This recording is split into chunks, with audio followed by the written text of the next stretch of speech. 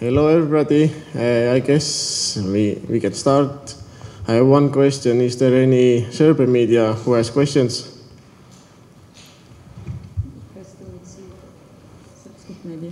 Serbian media.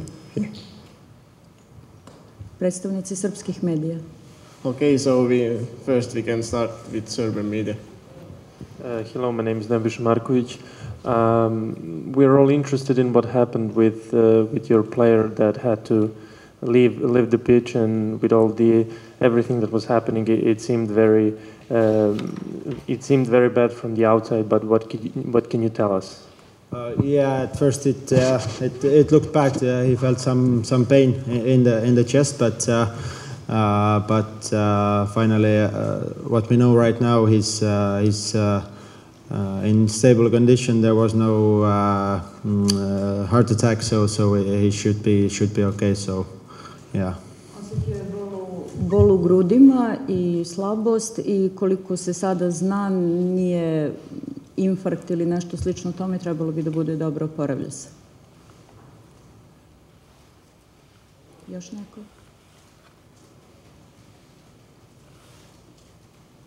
Any more questions from Serbian side? Ima li još neko od predstavnika srpskih medija pitanje? If not, then we will continue in Estonian. Thank you. Ako ne, nastavit će sa estonskim. Jürgen, ma palun ka, et räägi natuke nüüd see Markusega juhtunu läbi, kuidas, nii palju kui sina tead, mis olid sõnumid, mis tulid pingile ja kuidas see kõik nagu välja nägi ja rullus? Noh, eks ma ei tea, kui palju seal kõrvalt nagu paistis, aga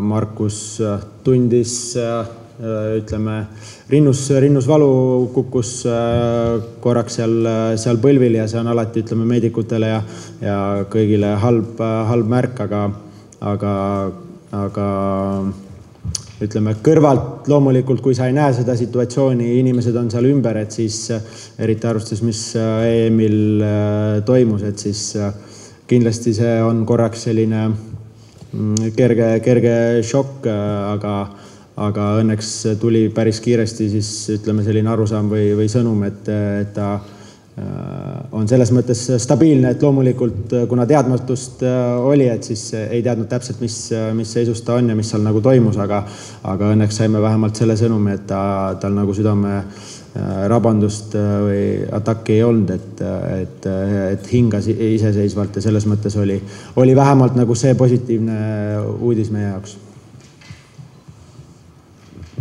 Kas see...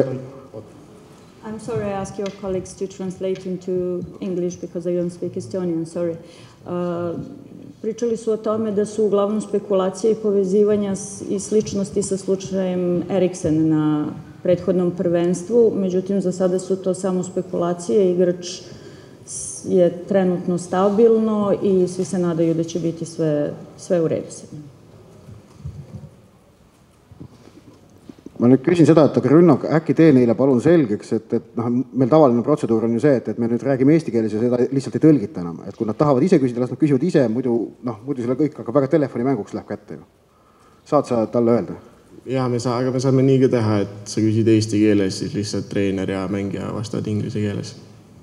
Et siis jõuab info kõigile. Ma tahaks eesti keeles küsida eesti keeles vastuseid, sest see on eesti keelne jutt. Et ütle neile serblastele, et nad küsigu, nad see ära, mis nad tahavad ja siis me jätkame. Okay, if Serbian media you have questions, please ask first, and then we can continue in Estonian. It's much easier now.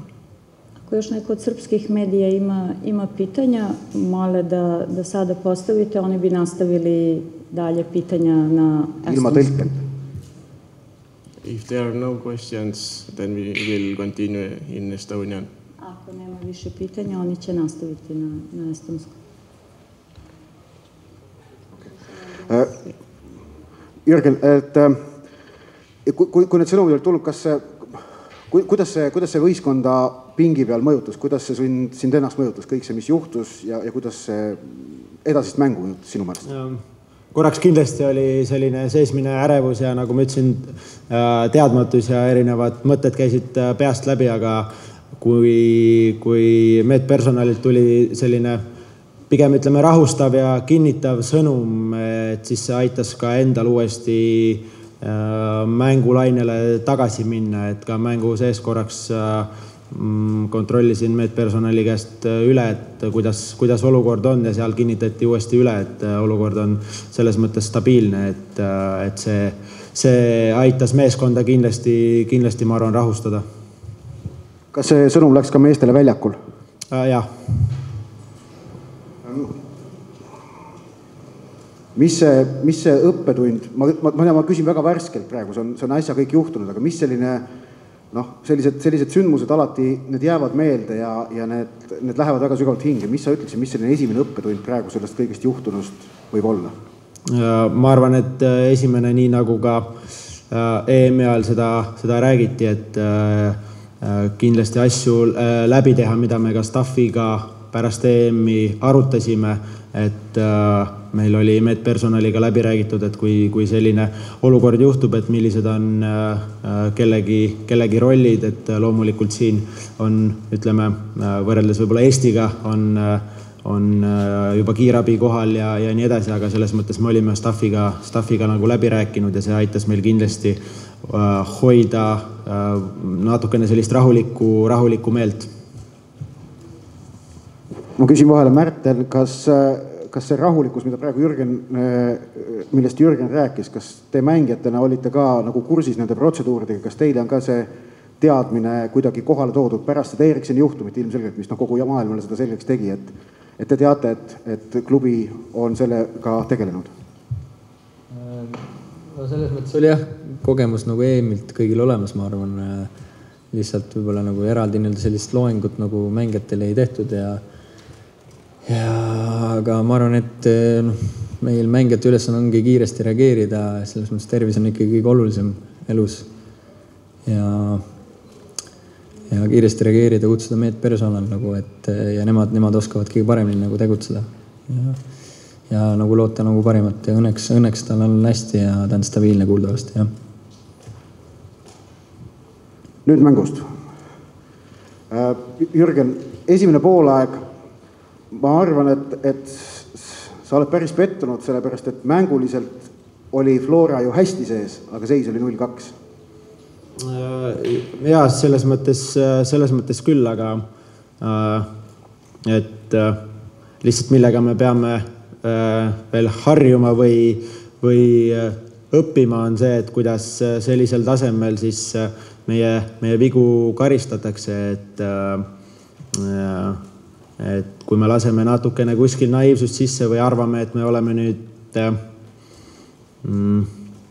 ütleme siis oma tegelikust tasemest natukene kõrgemad, et lubame kuskil natukene mingisugust pehmust endale sisse või mugavust natukene, et siis sellisel tasemel need tulevad välja ja loomulikult ka vastane muidugi sunnib eksima, kus tempo on natukene kõrgem, aga selles mõttes see mäng toob või see tase siin toob need kohad, milles me peame veel natukene juurde panema, toob hästi esile.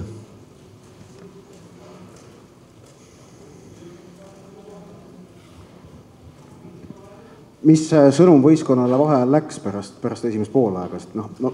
Ründetegevust oli ju vaja hoida samal tasemel või proovida hoida, sest et see oli olnud lootustandev.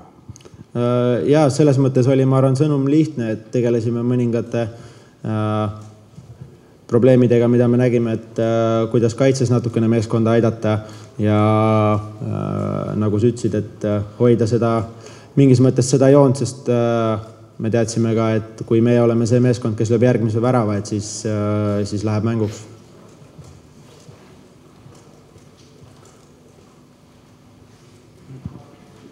Mis sa kokkuvõttes selle mängu hinnanguks ütleb, kas on midagi, millega sa rahul ka oled? Ei, ma arvan kindlasti, et tervikuna see, kuidas me siin võõrsil mängisime, et aga ütleme, ihkaks võib-olla neid samme natukene kiiremini teha, et me oleksime võib-olla küpsemad sellises mängus, et kokkuvõttes meestele väga palju ju ette heita, ma arvan, et ei ole, et võimalusi suutsime tekitada, suutsime, ma arvan, ka vastast pidurdada piisavalt, et lihtsalt natukene jääbki kripeldama see, et ei suutnud oma võimalusi realiseerida ja natukene jäigi sellisest küpsusest sellel tasemel puudu.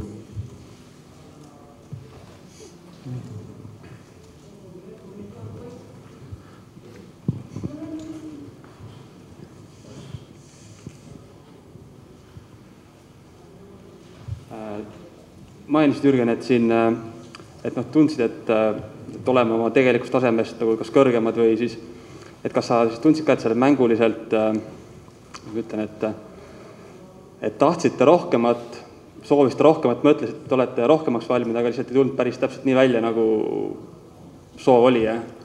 Noh, selge on ka see, et me ikkagi ju mängisime ikkagi väga tugeva vastasega, et ma saan aru, et soov ja lootus on loomulikult ka selline vastane mingis mõttes palliga võib-olla üle mängida, aga ma arvan, et me hetkel võib-olla päris selleks tasemeks, ütleme, sellisel moel valmis ei ole, et me suudame sellise vastase vastu palli domineerides väga palju võimalusi kogu aeg luua, et selles mõttes me peame, ütleme, tõstma selles osas oma veel kvaliteeti ja nendes momentides, mida me suudame tekitada, kus vastane annab meile natukene ruumi olema kliinilisemad ja konkreetsemad, ma arvan. Et siis ikkagi see eelringid ja põhiturniir ikkagi kaks täiesti eri asja? Ma arvan, et taseme mõttes küll, et siin on ju näha, et meeskonnad, kes mängivad põhimõtteliselt iga aasta alagrupi turniiridel, et neil seda kogemust on, kuidas neid turniire mängida, neid võistlusi mängida ja see kogemuse vahe, ma arvan, et ka täna kohati võib-olla paistis natukene välja. Küsiks Märteni käest ka, et kas sina mängijana samamoodi tunned, et see ikkagi see kogemuse vahe ja sama see vastaste ikkagi mõnevõrra kõrgem klass, mis oli eelringides, et kas see ikkagi on see, mis praegu on otsustavaks saanud kahes mängus? Ma arvan küll, et see on kindlasti üks asi, et neil on seda kogemust muidugi rohkem sellisel tasemel mängimiseks. Neil on vähem, et me peame selle kiire ümberülitamise tegema ja iga mänguga kohanema alati. Ja just see mängijate vastutuse võtmine väljakul, et see on ikkagi väga oluline. Et mida teha, mida edasi teha 2-0 peal või 1-0 peal, et ei muutuks liiga lohakaks või ümarguseks mäng või et kuidagi võib-olla aja lõpus teisel poolel neid ideed said otsa, mida me täpselt teha tahame. Aga ja võib-olla sellepärast ei suutnud liiga palju ohtu nende väravale teisel poolel kujutada. Mis sa siinse atmosfääri kohta ütled, et on see midagi erilist ja teistmoodi kui see, mis sa muidu kogenud oled mujal euromängudes? Ma ootasin veel rohkem rahvast selles mõttes, aga eks võib-olla tingimused ja ilm oli ka selline, et ei tule nii palju, aga ei möllu oli, aga samas väljakul kuulsime ilusti 11 ja näiteks Küprose vastu võõrsil ja Leegia vastu võõrsil oli möll kõvem.